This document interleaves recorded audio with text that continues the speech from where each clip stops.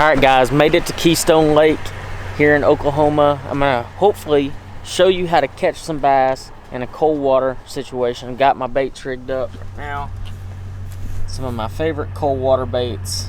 Shad Rap. I had some lucky shads, but I didn't have them in the right color. A Flatside crankbait and the Thunder Cricket. So make sure you stay tuned.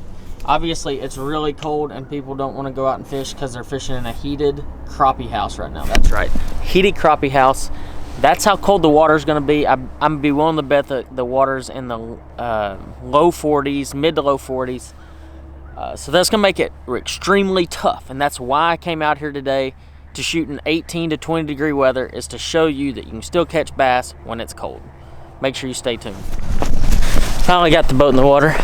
Kind of had a minor issue. So what had happened was my drain plug got stuck. And I'm not just saying stuck, it was actually frozen stuck. And it took a lot of work, a lot more work than I was prepared for, but that's all right. We're getting out there, we're gonna go fishing, get ready to rock. All right guys, first thing I noticed, check out that awesome water temp. Actually it's climbing right now. Since it was on the trailer, it's so much colder outside. It's gonna take a few minutes for that to calibrate and get it exactly where I know exactly what's going on, but we're in the water, we're headed out. I hope we catch a couple. I want to show you how to catch them in this cold, dirty water. Right now, the water temp's definitely over 40 degrees. It's kicking up over 40 right now. So let's see what happens here on Keystone Lake.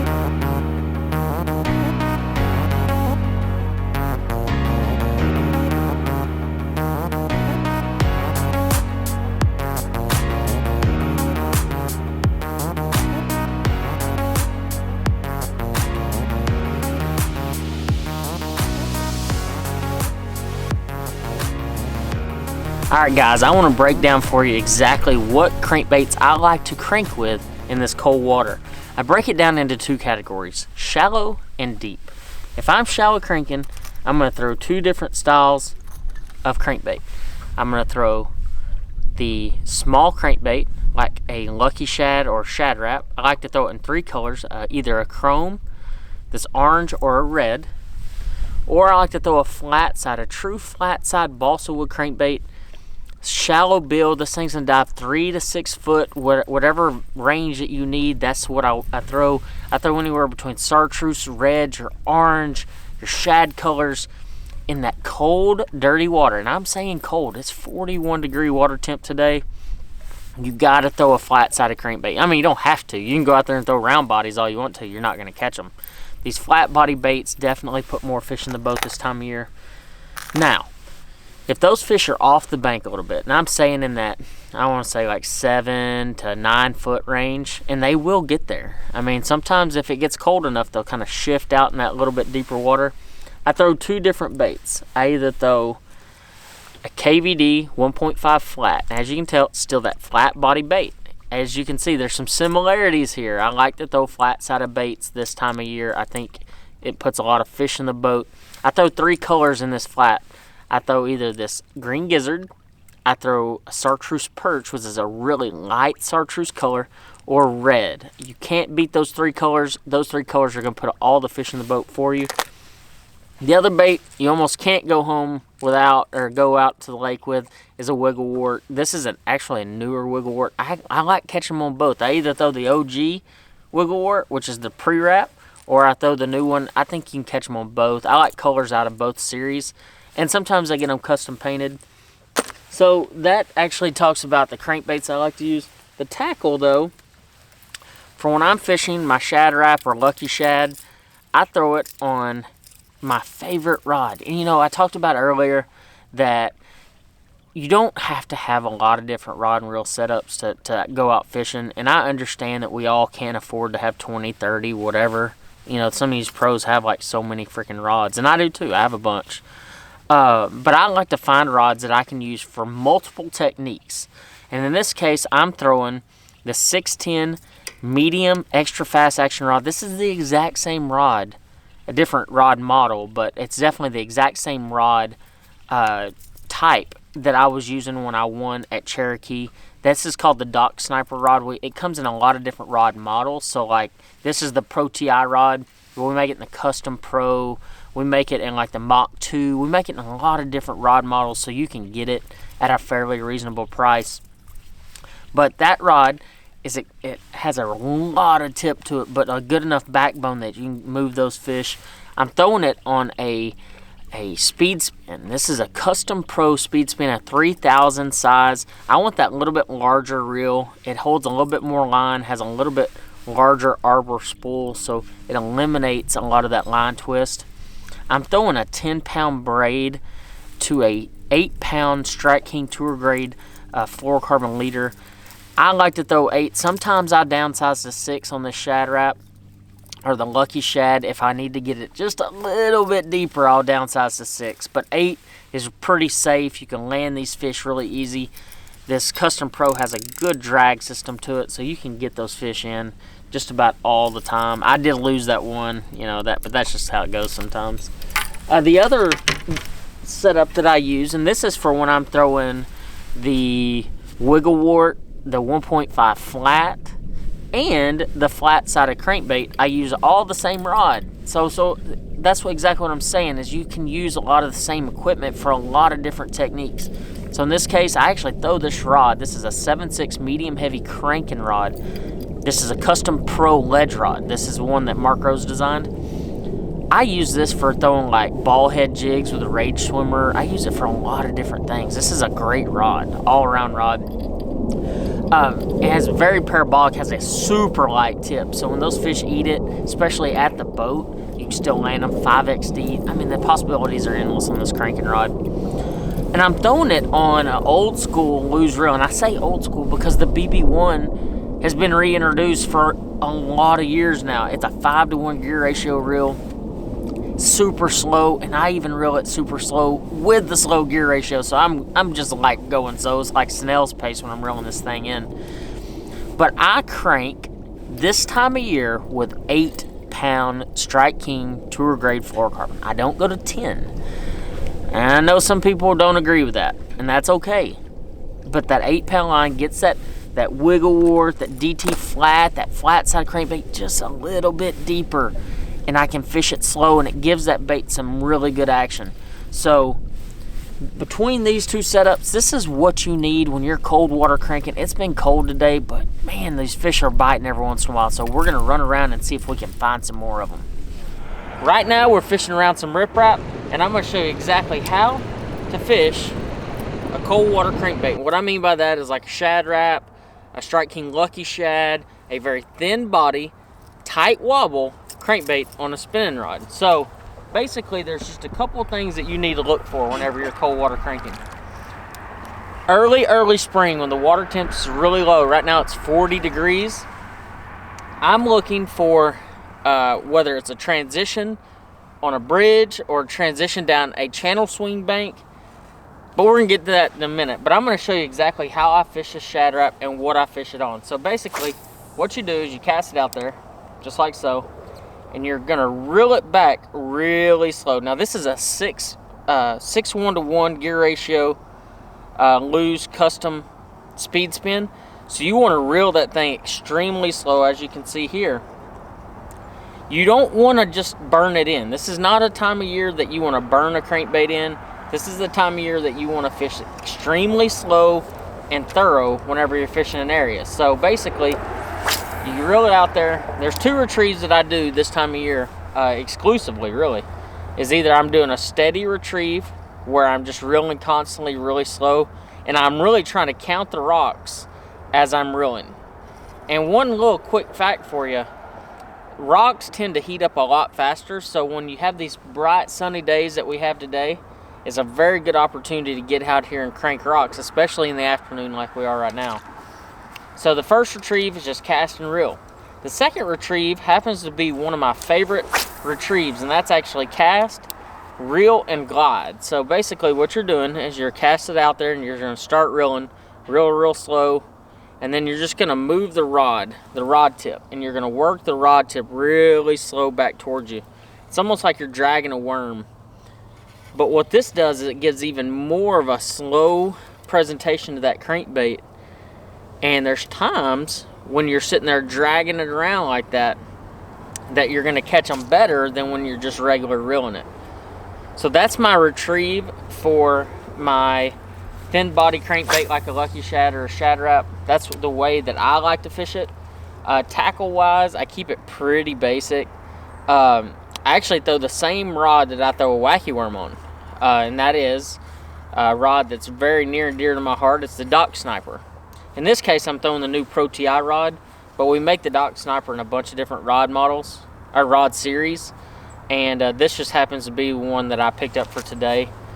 And like I said, it has a 3000 size Team Loose Custom Pro spinning reel on it. And what I'm doing though is I'm rigging it braid to fluorocarbon. So I really believe, actually a long time ago I used to throw straight fluorocarbon when I was cranking this Shad Rap around. But I really, man, like, I lost them a lot. I didn't have a very good hookup ratio. I had a good hookup ratio, but I had a very terrible landing ratio. With that braid to fluoro, I can actually feel them come up and grab it, and you'll feel them a lot better. And as you can see, this rod has a really good tip to it, and that's what you want. You want a rod that has a good tip, but a decent amount of backbone so you can get them away from that cover. Because I'm only throwing 10-pound braid to an 8-pound tour grade fluorocarbon leader with a real light drag. So like, you got to be really careful. And I mean, this time of year, your guides are freezing up, everything's freezing up, so you got to be really careful, you know, trying to reel these fish in. But don't be afraid. You know, I'm fishing these corners, but don't be afraid to actually crank down the riprap. You know, I mean, this time of year you can actually hide from the wind fairly well by cranking down riprap. You don't necessarily have to just fish the corners, because sometimes they're kind of up and down the whole thing. I think we're gonna make a little move though. I had one bite as soon as we pulled up. One other thing is you need to throttle your expectation. Okay, so this time of year, more than likely, and I'm gonna say like 90% of the time, you're not gonna go out there and catch 100 bass or anything like that. You're gonna catch you about 8 to 10, maybe less, maybe 4. You're just not gonna get a whole lot of bites, but typically when you get one, they're one of those real big, fat, pre-spawn females, or a big male. You know, like you just don't catch very many little ones. I hardly ever catch any little ones this time of year, especially when I'm cold water cranking like this. This is such a good time of year to catch really and truly the biggest fish of the lake, because I mean, this is when they're going to be the fattest. Those pre-spawn females are definitely fattest this time of year. And yeah, I mean, it's ooh, I got one. Oh my god, it's a giant. It is a dang giant. Just like that, man, just like that. And it ain't even a bass, but it doesn't matter. It's a dang big fish. Oh god, stay on, you big son of a gun. Oh god, look at that thing. He's so big. It's a big old carp. You never know what you're gonna catch around bridges. There's no doubt about that. Oh gosh. And he's hooked in the mouth. So this ain't even just snagged. He's hooked in the mouth. Oh my gosh. Oh. Light line. You gotta be really careful with these fish. These little tiny hooks on this thing. Come on, baby. Come on, baby. Oh my gosh. Look at that thing. Oh, he's ugly. He's so ugly. Ooh. Oh gosh. Come on. Stay buttoned up. Stay buttoned up. I don't even want to touch him, but I will.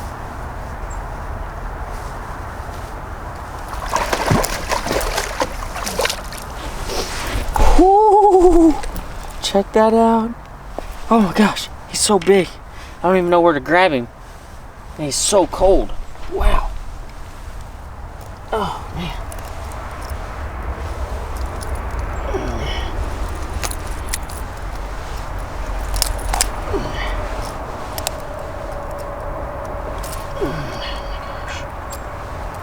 Baby. Oh, look at this thing, man. Oh my gosh. Look at this. Whoo. Ain't a bass. It ain't a bass, but you know, it's fun. Holy crap. I was not expecting that. Oh my gosh, it's so great. Let's get through back. Woo. Slimy as crap though, man. Oh my gosh, that water is like ice freaking cold. Whoo.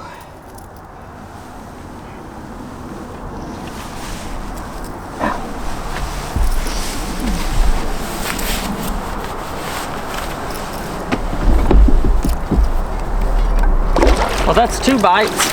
Just one of them was the wrong species. But you know, that's all right. Like I said though, when you're cold water cranking like this, you just gotta fish down the bank sometimes, fish down these riprap banks.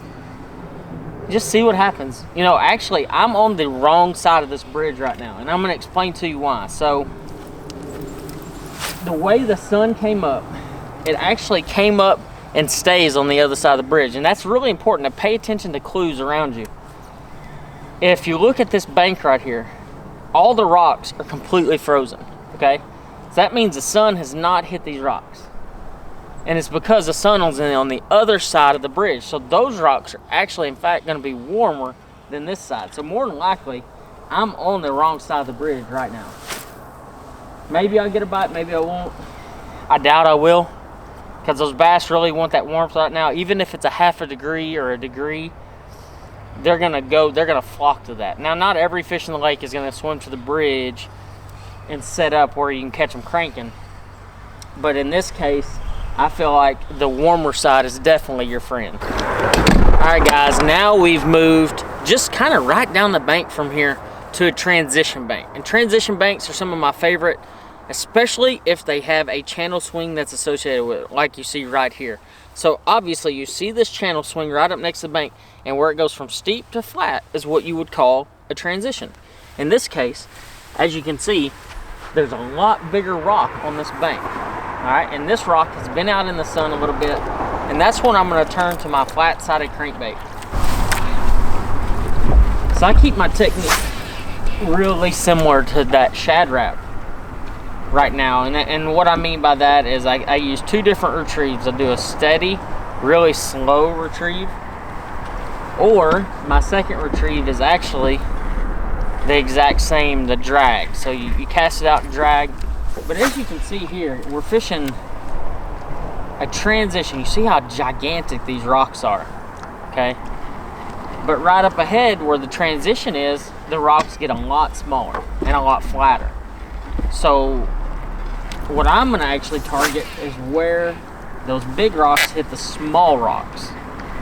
One thing that people don't talk about very much is fishing line will actually change the action of your bait. So the heavier the line, it's not necessarily always about depth. Everybody tries to make fishing line about depth. But fishing line, a lighter fishing line will actually change the action of your lure coming through the water.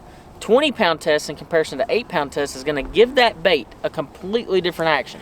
So if I'm cranking, and I know everybody on the lake is cranking, I'm going to automatically assume that most guys are cranking with 10 to 12-pound test line. So if I go to 8, I'm automatically doing something that's different than everybody else. And a lot of times that'll get you a lot of extra bites. And that's what I like, is to figure out a way that I can go behind people and catch fish. And when you're cold water cranking, sometimes that can be the difference between catching a bass and not catching a bass. And days like today, when it's cold and it's dead calm, you need all the advantages that you can have.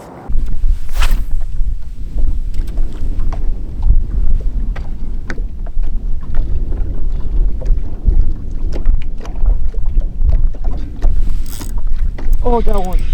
Oh, come on, baby. Oh, it's a bass. It's a bass, I think. Oh, it is a bass. Oh, yeah. Oh, come on, baby. Come on. Come on. Ain't a big one, but it's definitely a bass. Oh, he's fighting hard. Come on. Come on. Oh, yes. Cold water cranking, baby. Hey, it's hard work. Guess what? Fishing isn't always easy, guys. You gotta work hard to catch these bass. I worked hard today. Picked up my spinning rod, picked up my little Shad Rap, went to work on them. Hey, guys, it ain't easy out here sometimes. Water temperature is 41 degrees. 41, it's cold. I still caught a bass, a decent one at that. Look at that. Caught a nice bass. Guys, you can do this too. Like, don't be afraid of this cold water. You can catch bass out here all the time. I've had 4 bites today and I've only fished for like an hour and a half. Get out there, get to cranking some of these things that I'm telling you to crank. These transition banks, these bridges, stuff like that. Don't be afraid to go out there in that cold water, pick you up a loose rod and a lucky shad or a 1.5 flat and go to work on them, guys. You can catch these bass just like this. This isn't a big one, and I'm gonna be the first one to tell you, I'm not gonna be like, oh dude, look how giant this bass is. No, it ain't a big one, and I know that. It's a 2-pounder, like whatever. But it was fun, and I had to work hard for this. And sometimes the best things in life are the ones you have to work at the hardest. And so just remember that. Best things in life come when you have to work the hardest, and you earn it. I earned this bass today, guys. Earned it.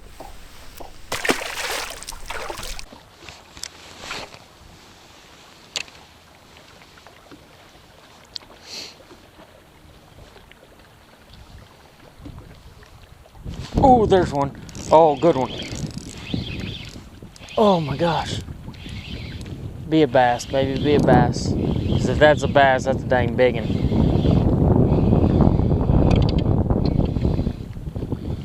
Oh, it is a bass. It ain't a big one, but it's a good one.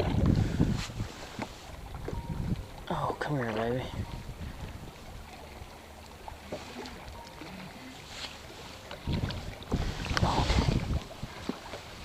Okay, let's see if we can get this one in. Oh, come here. God, he felt like a big one. Whoo! There we go, man. Cold water cranking just like that. Look at that. Heck yeah, man. Look at that. I am down for that. All day, every day.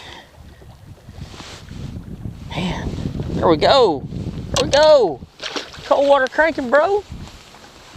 If you just slow down, take your time, you can get good results out here.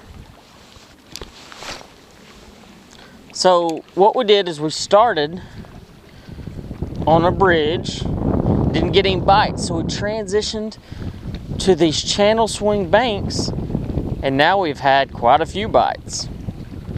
It doesn't take long to figure it out if you just get out here and do it.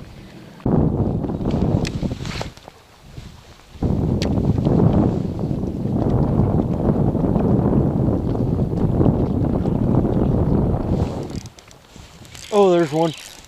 Oh, yeah.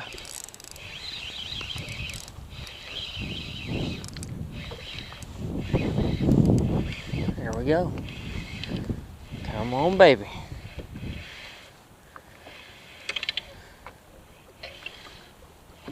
Oh, yeah. That's a dang good one there.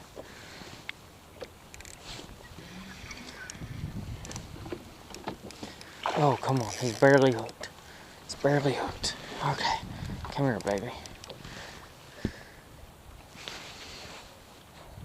See, if you just stay confident out here cranking, you can catch good ones. Oh, gosh, don't jump.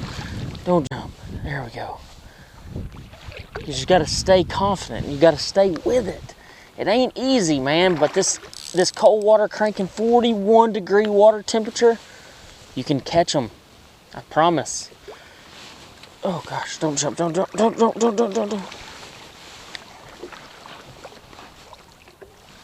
I'm trying to wear him down a little bit because I got him on the top of the nose. Oh, come here. Come here, come here, come here, come here. Oh, I got him. Heck yeah, dude. Oh my God, I barely had him. That's when you know you're throwing the right stuff. You're throwing the right rod and reel. You're throwing all the right stuff. Man, look at that. Heck yeah. Heck yeah. That's the way to end the day. Man, cold water cranking, 8-pound line, Shad Rap. What? That's crazy. That's crazy. Heck yeah, man. Here we go. Well, guys, that wraps up this episode of cold water cranking. I hope you learned how to find and catch them in this really cold water. You know what? I appreciate all of you watching this video. If you've made it this far, please subscribe if you get a chance. Hit that notification bell. Thanks for watching, guys.